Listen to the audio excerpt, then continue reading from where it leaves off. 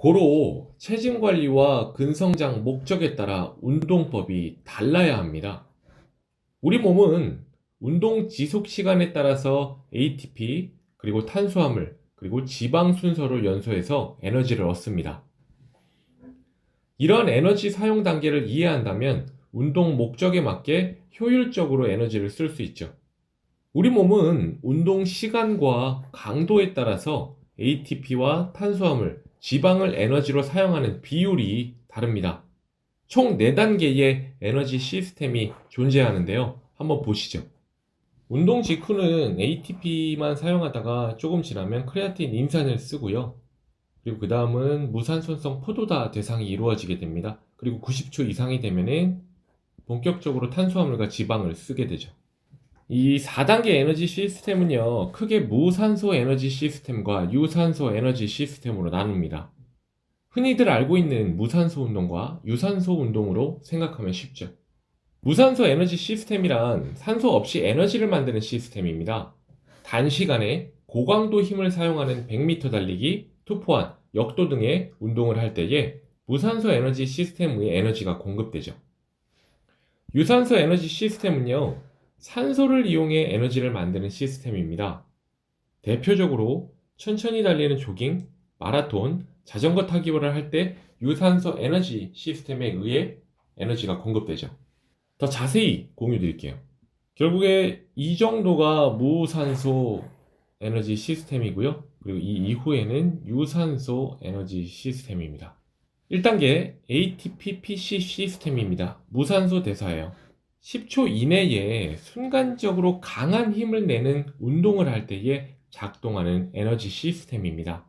웨이트 트레이닝에서 파워리프팅을 1, 2회 하는 정도에 해당하죠. 앞서 우리 몸은 섭취한 음식물의 영양소를 소화해 ATP를 생산한다고 공유드렸습니다. ATP는 근육세포에 항상 저장돼 있으며 근육이 움직이기 시작할 때 가장 먼저 에너지로 사용되죠. 산소 없이 체내에 저장돼 있는 즉석 에너지로 근육의 최대 파워를 내는 거예요. ATP가. 근데 아쉽게도 ATP는 극히 소량이기 때문에 활동 후 2, 3초 만에 고갈돼 버립니다. 바벨 2회 정도죠. 이걸로 ATP-PC 시스템 작동이 끝나는 건 아니에요. 근육세포에는 크레아틴 인산이라는 고에너지 인산 복합물이 있습니다.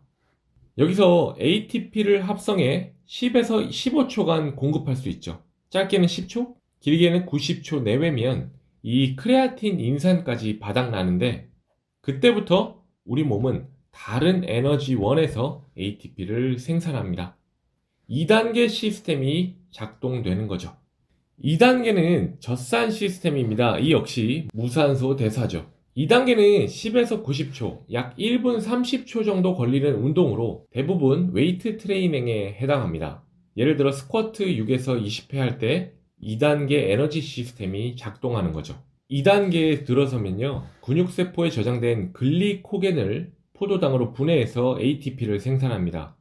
포도당을 연소에 분해하는 과정에서 산소가 필요한데 단기간에 강한 힘을 내는 무산소 대사에서는 산소가 부족하다 보니까 이 과정에서 젖산이 생성되는 거예요. 그래서 2단계를 젖산 시스템이라고 부르는 것입니다. 젖산 시스템은 산소가 필요 없는 무산소 대사에서 산소를 사용하는 유산소 대사로 넘어가는 가독이라고 볼 수 있습니다.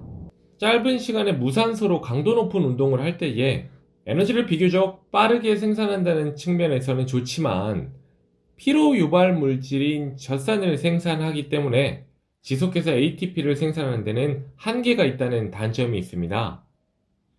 운동을 시작한 지 약 120초가 지난 시점에 ATP 생산이 감소하면 이때부터 포도당을 완전 연소하는 유산소 시스템이 작동하기 시작합니다. 3단계 글리코겐 시스템입니다. 무산소와 유산소 대사가 같이 일어나요. 우리는 젖산 시스템으로 ATP를 더 이상 생산하지 못해도 계속 달릴 수 있어요. 계속. 다만 속도가 떨어져요. 속도가 급격히 떨어질 때가 몸에서 유산소 시스템이 작동하는 시점입니다. 3단계 글리코겐 시스템은요, 3분 정도 지속돼요. 800m 달리기나 200m에서 300m 수영을 할 때 작동합니다. 마지막 4단계입니다. 글리코겐 지방산 시스템. 드디어 유산소 대사가 나옵니다. 4단계에서는요, 탄수화물과 지방을 동시에 사용해 에너지를 만듭니다. 젖산 같은 피로 물질을 생성하지 않고 에너지를 거의 무제한으로 만들 수 있죠. 마라톤처럼 운동을 장시간 할 때에 가장 활발하게 작동합니다. 이 4단계 시스템은 1에서 2단계 시스템보다 에너지 생산 속도가 느립니다. 달리기를 할 때에 100m에서 800m, 1500m 등 거리가 길어질수록 속도가 느려지는 이유죠. 유산소 에너지 시스템을 이해하면 유산소 운동이 왜 다이어트에 좋은지 알게 됩니다. 유산소 에너지 시스템은 탄수화물을 연소해 에너지로 사용하지만 체내에 저장된 탄수화물의 양은 한계가 있기 때문에 일정 시간이 지나면 결국 지방을 연소해 에너지로 사용하게 되는 거죠. 그래서 유산소 운동이 다이어트에 도움이 되는 것입니다. 이 지방을 연소하는 단계까지 가니까요. 이러한 원리로 자전거나 러닝머신을 타도 처음부터 지방을 에너지로 쓰지 않아요. 최소 30분은 넘어야 지방을 연소하기 시작 때문에 운동의 지속 시간이 중요한 것입니다.